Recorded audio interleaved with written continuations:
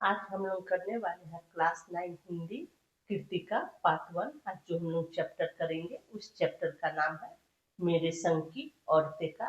आज हम लोग पार्ट 2 करेंगे। पार्ट 1 इससे पहले वाले वीडियो में हमने कर लिया था। हुआ करे माँ जी ने कहा, प्यासे को पानी तो पिला, पर देख मेरा धर्म न बिगाड़िए, लोटे के मुंह से कपड़ा न हटाइए, हाथ रगड़ कर धो लीजिए और पानी कपड़े से छान कर भरिए। और माँ जी क्या बोल रही है, ठीक है जो हुआ सो हुआ, तुम एक काम करो, मुझे प्यास लगी है, मुझे पानी पिलाओ और मेरा धर्म मत बिगाड़ना। कहने का मतलब क्या है कि पानी जो लाना तो उस लोटा का ना कपड़ा से मुंह उसका ढक देना, नहीं तो कुछ उसमें पड़ सकता है। और हाथ साफ कर लेना। पानी जो लेना तो कुआं का पानी होता है ना, तो कुआं तो ओपन होता है ना, तो उसमें कुछ गंदगी वगैरह सब पड़ा रहता है, इसलिए कपड़ा से पानी को छान लेना तब भरना। इसीलिए माँ जी बोल रही है कि मेरा धर्म मत बिगाड़ना, उसमें कुछ पड़ा होगा तो मुझे खिला पिला ऐसा मत देना। आप चोर के हाथ का पी लोगी? चोर पूछता है। कहा ना रगड़ कर धोली जो सब नाच गाने में लगे हैं, तेरे और भगवान के सिवा कौन धरा है जो पिलाएगा। और माली फिर उसको बोलती है, सब तो नाच गाना में लगा है, जाओ हाथ धो के रगड़ के पानी भर लेना। यहाँ तो भगवान और तेरे सिवा कोई नहीं है कि जो मुझे पानी पिला सकता है। भगवान वही वो कहीं उसके बराबर में धरे है। शुरू कर चोर कुछ ऐसा अकबकाया। अब चोर को ऐसा लगा कि माली जो है सो भगवान मतलब उसके बराबर में समझ रही है, भगवान के बराबर में उस चोर को समझ रही है। इसलिए अकबकाया, अकबकाया का मतलब क्या, घबरा गया ये बात सुन के। फिर लोटा उठाकर चल दिया, पूरी एहतियात के साथ पानी भर कर लौटा तो पहरेदार ने धर दबोचा, कुएं पर देख लिया गया था। पहरेदार उसे कुएं पर देख लिया था, इसलिए चोर को पकड़ लिया। तब माली ने लोटे का आधा पानी खुद पीकर बाकी चोर को पिला दिया और कहा, एक लोटे से पानी पीकर हम मार देते हुए, अब बेटा चाहे तो तू चोरी कर चाहे खेती। अब माँ जी क्या करती है, उससे लोटे का पानी ले लेती है और आधा पी लेती है, आधा चोर को पिला देती है और बोलती है, अब हम माँ बेटा हो गए क्योंकि तूने मेरा जूठा पी लिया है, इसलिए बेटा बन गया, तो तू चाहे चोरी कर चाहे खेती। बेटा बेचारा किस लायक रह गया होगा। चोर के बारे में लेखिका बोल रही है कि बेटा अब सोचने लायक किस लायक रह गया होगा। सो रोमांचक धंधा छोड़ खेती में लगा। मतलब लेखिका को लग रहा था चोरी करना तो बड़ा रोमांचक होता है ना, पकड़े जाने का भी डर होता है, बहुत बहुत तिक्रमबाजी करना पड़ता है, तब जाके लोग चोरी करते हैं। तो वो रोमांच भरा वो उसका धंधा था, वो छोड़ के वो खेती करने लगा। सालों साल लगा रहा। जब मैंने उसे देखा तब बड़ा भला मानुस बूढ़ा लगा मुझे, डरा डरा हैरान से। जब अब खानदानी विरासत कहिए या जीवाणुओं का प्रकोप, उन दो सन की बुढ़ियों के बीच में अच्छी फंसी। अब लेखिका अपनी नानी और दादी के बारे में बता रही है। एक तरफ माँ जी के चलते अपनी लड़की होने पर कोई हीन भावना मन में नहीं उपजा, और दूसरी तरफ नानी के चलते देश की आजादी को लेकर नाहक रोमानी ही रही। अब नानी और दादी के बारे में बता रही है कि मतलब लड़की थी, लेकिन इनकी दादी तो भगवान से प्रार्थना की थी ना कि मेरी बहू को मतलब बेटी हो, तो इसलिए उन लोगों को घर में बड़ा सम्मान मिलता था। लेकिन पहले ऐसा नहीं होता था, सब लोग इतना लड़की का सम्मान नहीं देते थे। तो लेखिका को ये बात बहुत अच्छी लगी। और नानी की ये बात अच्छी लगी कि देश को की आजादी को लेकर बहुत रोमानी थी, मतलब उनके अंदर भी देश की आजादी का भावना बहुत भरा हुआ था। 15 अगस्त 1947 को जब देश की आजादी मिली, या कहना चाहिए जब आजादी पाने का जश्न मनाया गया, तो दुर्योग से मैं बीमार थी। इसमें लेखिका अपने बारे में बता रही है। उन दिनों टाइफाइड खासा जानलेवा रोग माना जाता था, इसलिए मेरे तमाम रोने धोने के बावजूद डॉक्टर ने मुझे इंडिया गेट जाकर जश्न में शिरकत करने की इजाजत नहीं दी। शिरकत मतलब भाग लेने की इजाजत नहीं दी, क्योंकि डॉक्टर अपने नाना के परम मित्र, उनसे ज्यादा नाना थे। इसलिए हमारे पिताजी जो बात बात पर सत्ताधारियों से लड़ते भिड़ते रहते थे, चुप्पी साध गए। मैं बदस्तूर रोती कलपती रही। क्या कोई बच्चा इकलौती गुड़िया के टूट जाने पर रोया होगा? इस प्रकार लेखिका रोती रही कि उन्हें उसमें भाग लेने नहीं दिया गया। मेरी उम्र तब 9 वर्ष की थी, इतनी छोटी नहीं कि गुड़िया के बहलती और इतनी बड़ी नहीं कि डॉक्टरी तक समझती। तब आकर पिताजी मुझे ब्रदर्स काराम जो उपन्यास पकड़ा दिया। उनके मतलब पिताजी जो थे, अब देखिए कि लेखिका नहीं गई, रो रही है, तकलीफ में है, तो उनके पिताजी एक उपन्यास उन्हें पकड़ा दिया। जिस उपन्यास का नाम क्या है, ब्रदर्स काराम जो। किताबें पढ़ने का मुझे मिराक, मतलब मिराक करने का मतलब क्या कहा जाता है, मानसिक रोग था, मतलब उन्हें बहुत पढ़ना उन्हें पसंद था। जब कुछ देर बाद मैंने देखा कि पिताजी को छोड़कर घर के बाकी सब प्राणी पलायन कर चुके थे, मतलब जा चुके थे। पिताजी दूसरे कमरे में बैठे अपनी किताब पढ़ रहे थे, तो रोना धोना छोड़कर मैंने भी किताब खोल ली। एक बार शुरू कर देने पर उसे मुझे इतनी मोहलत नहीं दी, मतलब मोहलत करने का तो फुर्सत नहीं दी कि दोबारा रोना शुरू करूं या कोई और काम करूं। तब उस किताब पढ़ने में इतनी व्यस्त हो गई, उन्हें मौका ही नहीं मिला कि दोबारा रोए चाहे और कोई काम करे।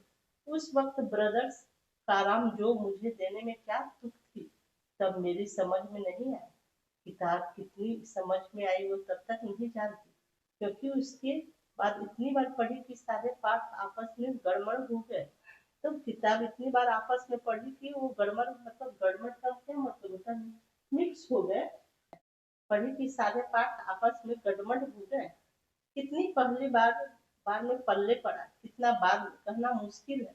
मतलब कितना पहली बार में समझ में आया, कितना बाद में समझ में आया, क्योंकि बहुत बार वो किताब पढ़ ली थी, इसलिए सारा पाठ था ना आपस में इधर से उधर हो गया। पर इतना विश्वास के साथ कह सकती हूँ कि उसका एक अध्याय जो बच्चों पर होने वाले अनाचार अत्याचार पर मुझे पहली बार में ही लगभग कंठस्थ हो गया था। उम्र के हर पड़ाव पर वह मेरे साथ रहा और मेरे लेखन के एक महत्वपूर्ण भाग को प्रभावित करता रहा। वो किताब जो थी उसके बारे में लेखिका बता रही, जैसे जादू का कालीन, मेरा नाटक नहीं, वह 3 किलो की छोरी जैसी कहानियां और कठगुलाब उपन्यास के कई अंश, मतलब उस किताब से, जो किताब उनके पिताजी दिए थे, उससे इतना वो प्रभावित हो गई थी कि उन्होंने कुछ ऐसी किताब और ऐसा उपन्यास उन्होंने कुछ लिख दिया था उस किताब को पढ़ने के बाद। जादू का कालीन लेखिका का लिखा हुआ है, मेरा नाटक नहीं, वह 3 किलो की छोरी जैसे कहानियां और कठगुला उपन्यास के कई अंश उसी किताब से प्रभावित होकर उन्होंने लिखा था। ब्रदर्स काराम जो माँ जी की मन्नत का असर रहा होगा कि मैं ही नहीं, मेरी चारों बहन भी लड़की होने के नाता किसी हीन भावना का शिकार नहीं हुई।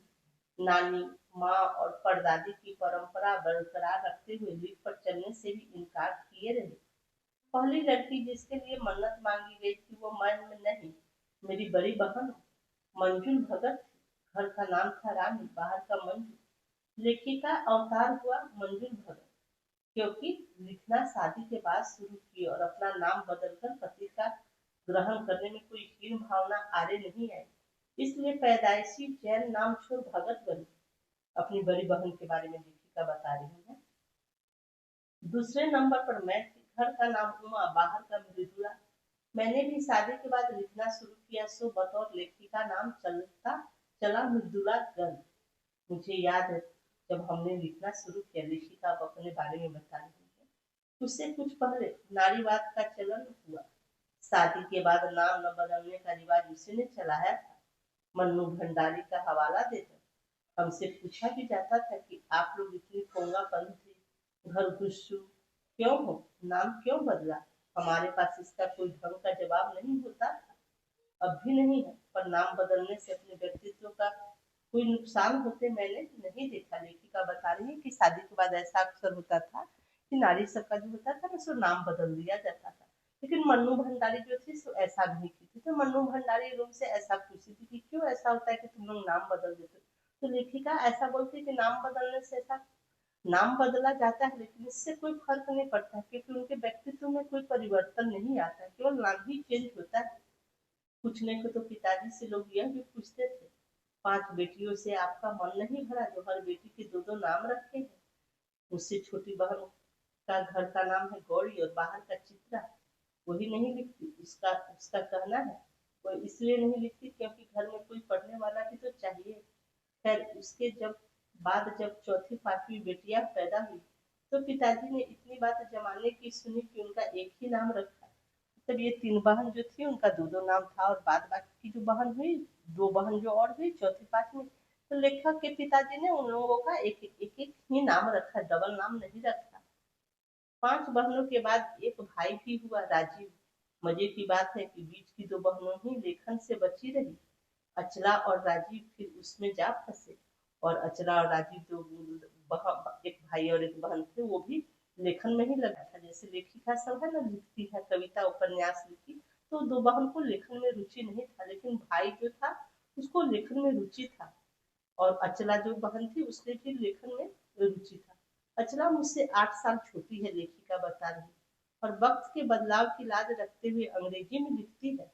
और राजीव फिर भी हिंदी की हवा है, और अचला जो बहन है उनकी सो इंग्लिश में लिखती है, भाई जो है सो हिंदी में लिखा करता है। हम 4 लिखते हैं और तमाम खानदान हमें पढ़ता है। अभी 5-6 भाई बहन में 4 भाई बहन जो है सो लिखती है, और बाद बाकी जो नहीं लिखते हैं सो उनका लिखा हुआ किताब को वो लोग पढ़ते हैं। मेरी ससुराल में मुझे कोई नहीं पढ़ता। इस तथ्य को हजम करने में मुझे काफी वक्त लगा। फिर उसके फायदे भी नजर आने लगे। कम से कम घर के भीतर तो मुझे हिंदी की आलोचना बुद्धि से दो चाक नहीं होना पड़ता। लेकिन कहते हैं शादी के बाद ससुराल में उनका लिखा हुआ कोई किताब नहीं पढ़ता, तो ये बात मुझे अच्छा नहीं लगता था, हजम नहीं होता। फिर उन्हें इसमें भी कुछ फायदा नजर आने लगा कि चलो भाई कोई हिंदी का आलोचना तो नहीं करता। मैं अपनी नहीं उन और देवियों की बात कहना चाहती हूँ जो परदादी की मन्नत के नतीजे में धरती पर आई और लेखक नहीं बनी। जो बनी उन्हें सांस लेने की जरूरत कुछ ज्यादा हो, समझ में आता है। जैसे मेरे पिताजी ने एक बार मंजूर से कहा था, कोई दम नहीं घुटता, सांस लेने की जरूरत ही ज्यादा है। पर यहाँ तो हम शेर तो गैर लेखिका बहने सवा शेर। अपनी बहन के बारे में बता रही है जो नहीं लिखती है, उसके बारे में बोले कि वो अगर शेर है तो, और जो बहनें नहीं लिखा करती है वो सवा शेर। चौथे नंबर वाली रेणु का आलम यह था, गर्मी की दोपहरी में स्कूल से वापसी पर जब गाड़ी उसे और उसे छोटी बहन अचला को बस अड्डे से लेने जाती, तो रेणु उसमें बैठने से इनकार कर देती। अपने हर बहन के बारे में लेखिका बता रही कि इनका कैसा नेचर था। तो उनकी एक बहन थी रेणु, जो कि स्कूल से मतलब स्कूल बस थी, जो कि घर से स्कूल को बस वो लेके जाती थी, लेकिन रेणु जो थी सो बस में बैठने से इनकार कर देती थी, वो पैदल ही आया जाया करती थी। उसका कहना था कि यूं थोड़ा सा रास्ता गाड़ी में बैठ कर तय करना सामंतशाही का प्रतीक था, जो शायद था, पर साथ ही पिता के अतिरिक्त लाभ का भी। और रसोइयों को खाना खिलाकर जल्दी फारिग, मतलब फारिग करने का कार्य से निवृत्त हो जाती थी, जल्दी से खाना खाकर निश्चिंत हो जाती करने के लाचारी का भी। माँ तो सब चीजों से उदासीन रहती थी, पर पिता काफी टूटते हुए थे जब देखते कि अचला गाड़ी में बैठी चली आ रही है और रेणु पीछे पीछे पसीने से तरबतर। खरामा खरामा, तब कहने का मतलब धीरे धीरे पसीने से तरबतर मतलब आती है। तो उनके पिताजी को ये बात अच्छा नहीं लगता था। बचपन में एक बार चुनौती दिए जाने पर उसने जनरल थिमैया को पत्र लिखकर उनका चित्र मंगवा लिया था, जो एक मोटरसाइकिल सवार जवान आकर उनके हाथ में दे दिया था। पड़ोस में उसका रुतबा काफी बढ़ गया था। गाड़ी में बैठने के साथ उसे इम्तिहान देने से भी परहेज था। स्कूल तो जैसे तैसे पास कर दिया, पर जब बीए का इम्तिहान देने की बारी आई तो वह अड़ गई। पहले मुझे समझाओ कि बीए करना क्यों जरूरी है, तब मैं इम्तिहान इम्तिहान दूंगी। अगर मुझे यकीन आ गया कि हाँ कोई फायदा है, वरना नहीं। वो बोलने लगी। बीए का जब एग्जाम होने वाला था, वो एग्जाम भी देना नहीं चाह रही थी, और वो इस चीज पर जिद पर अड़ गई थी कि बताओ बीए करने का कुछ फायदा है, अगर कुछ फायदा है तो मुझे समझाओ। अगर मुझे समझ में आ गया तो मैं एग्जाम दूंगी, नहीं तो नहीं दूंगी। हमने तरह तरह के तर्क दिए, लेखिका बता रही है, उसे समझाने के लिए तरह तरह के तर्क दिए। माँ ने कहा पिताजी से पूछो, और माँ भी बोलने लगी कि तुम इस बारे में पिताजी से पूछो। पिताजी ने कहा नौकरी कर पाओगी, शादी कर पाओगी, जो इज्जत से देखेंगे। अब लेखक के पिताजी लेखिका के पिताजी जो थे सो समझा रहे थे कि करने का क्या फायदा है, बीए कर लोगी तो तुम नौकरी भी कर लोगी, शादी भी अच्छे घर में होगी, और लोग तुम्हें पढ़ा लिखा समझ के इज्जत भी देंगे, वगैरह वगैरह। कोई तर्क विश्वसनीय न लगा, न रेणु को न खुद उन्हें। आखिर उन्होंने उसी कुतर्क का सहारा लिया जो युगों से माँ बाप के काम आता रहा। कहा बीए करो क्योंकि मैं कह रहा हूँ करो। रेणु ने बीए तो कर लिया, पर सिर्फ पिता की खुशी के लिए, यानी पास होने लायक नंबर लाकर। सच बोलने में वह माँ से भी 2 कदम आगे है। अपनी बहन के बारे में बता रही है। वो जो रेणु बहन जो बहन है उनकी, तो बहुत सच बोलती, झूठ वगैरह नहीं बोलती, जैसे कि उनकी माँ। गनीमत यह है कि आधा समय उसके सच सुनकर लोग सोचते हैं वह मजाक कर रही होगी, इसलिए बिना मेहनत वह लोगों को हंसाए रख देती है। आज भी उसे कोई चित्र भेंट करता है तो वह कहती है नहीं चाहिए, मैं तो नहाती हूँ। तीसरे नंबर पर चित्रा है, वह कॉलेज पढ़ने तो जाती थी पर खुद पढ़ने से ज्यादा दिलचस्पी औरों को पढ़ाने में रखती थी, इसलिए इम्तिहान में उसके अंक कम और उसके शागिर्दों के ज्यादा आते थे। और तीसरे नंबर की बहन है, उसके बारे में बताती थी, उसे पढ़ना अच्छा लगता था, फिर कॉलेज में जाती थी तो सबको उनका मतलब ऐसा स्वभाव था कि सबको समझाती ही बुझाती ही रहती थी। इसलिए क्या हुआ कि एग्जाम में उनके नंबर कम आ गए और उनके दोस्त वगैरह जो थे उसके ज्यादा आ गए। पर अपने यहाँ सब चलता था। उसकी शादी की वक्त आया तो उसने एक नजर में लड़का पसंद करके ऐलान कर दिया कि शादी करेगी तो उसी से।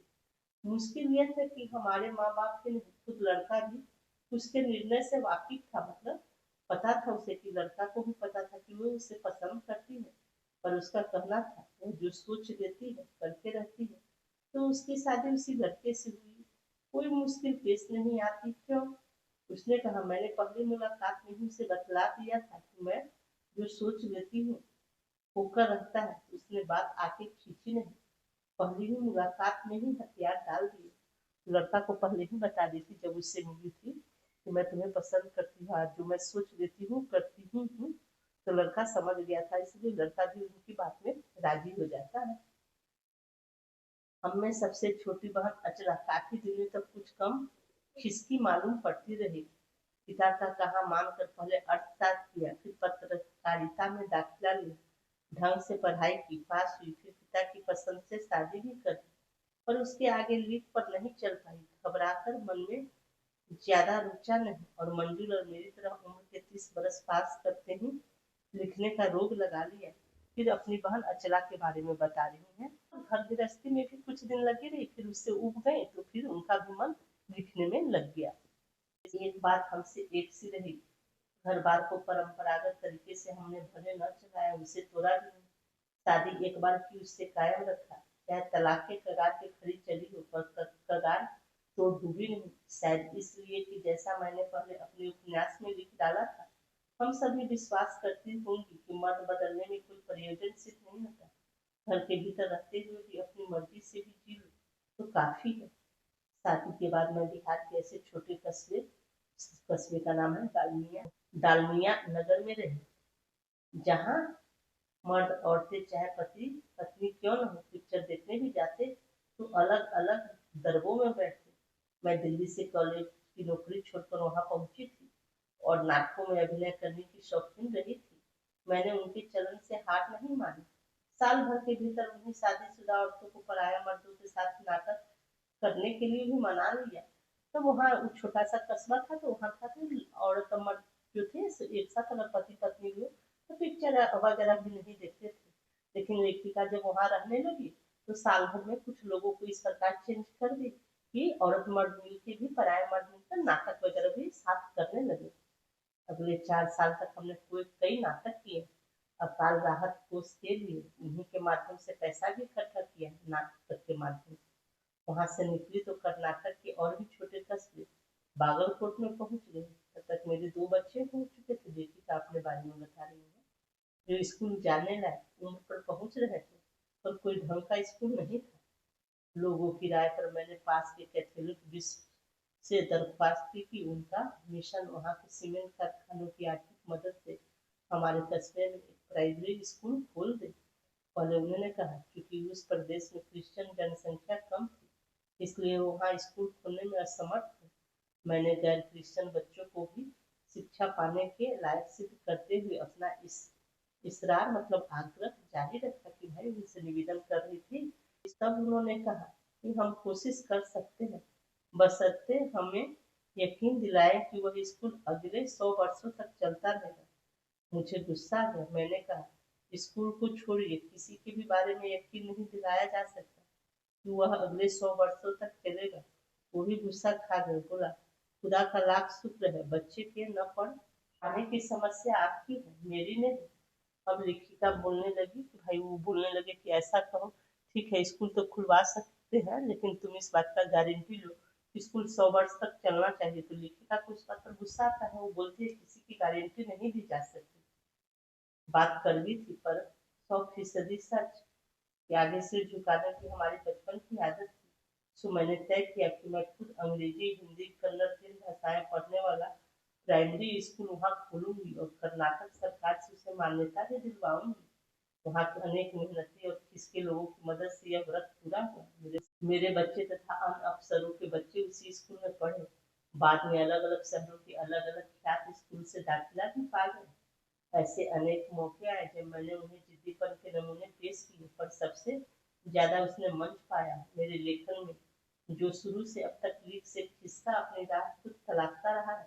पर सब कुछ कर लेने पर भी मैं अपनी छोटी बहन रेनू के मुकाबिल नहीं पहुंच सकती। 1950 के अंतिम दौर में एक रात दिल्ली में एक साथ 9 इंच बारिश हो गई। दिल्ली की खासियत यह रही है कि थोड़ा पानी बरसते ही वहाँ के नाले पर नाले में बाढ़ आ जाती है।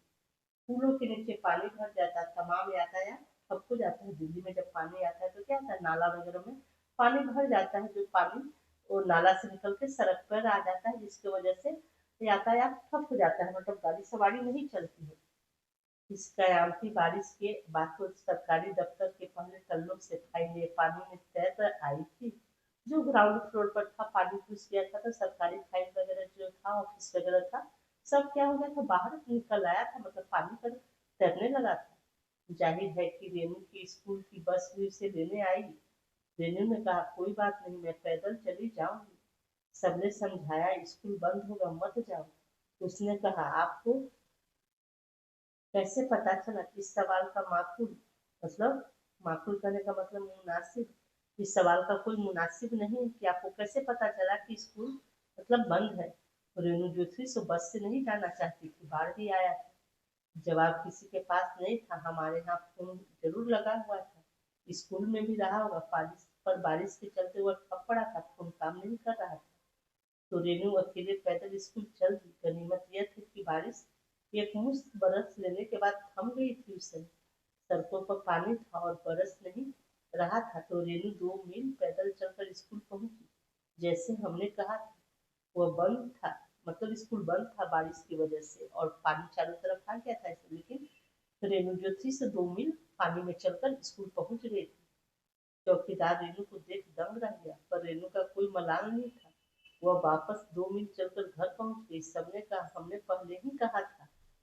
उसने कहा, स्कूल बंद था तो मैं वापस आ गई, इसमें आपका कहना कहाँ से आ गया? सोचती हूँ कैसे रोमांच का अनुभव हुआ होगा। उस दिन लेखिका को लगा कि भाई उसकी बहन रेनू ऐसे बारिश में पानी में स्कूल गई होगी तो कितना उससे मजा होगा, आया हुआ किस किस किस तरह का चीज देखी होगी, क्या क्या अनुभव की होगी, तो उसका रोमांच से भरा होगा ना। तो लेखिका ये बात सोचने लगी। जगह जगह पानी से लबलब करते सुनसान शहर में निचाट अकेले अपनी धुन में मंजिल की तरफ चलते जाना, सच अकेलेपन का मजा ही कुछ और है। लेखिका अपनी उस बहन के बारे में सोच रही थी कि सही में कितना उसे अच्छा लगा होगा, अकेले जा रही होगी, पानी होगा, सुनसान शहर होगा, अपने धुन में होगी। तो उस अकेलेपन का ही लेखिका को लग रहा है कि वो भी मजा, कुछ अलग ही मजा होता है अकेलेपन का। सही में कभी कभी ऐसा होता है कि अकेलेपन में कुछ इस तरह से काम किया जाए अकेले होकर, तो बड़ा ही अच्छा लगता है। तो लेखिका भी इस बात को अनुभव कर रही थी। इस प्रकार ये चैप्टर यहीं पर समाप्त होता है। तो हमने इस चैप्टर को 2 पार्ट में बांटा है, पार्ट 1 और पार्ट 2। और नेक्स्ट वीडियो में हम लोग इसका प्रश्न और अभ्यास करेंगे।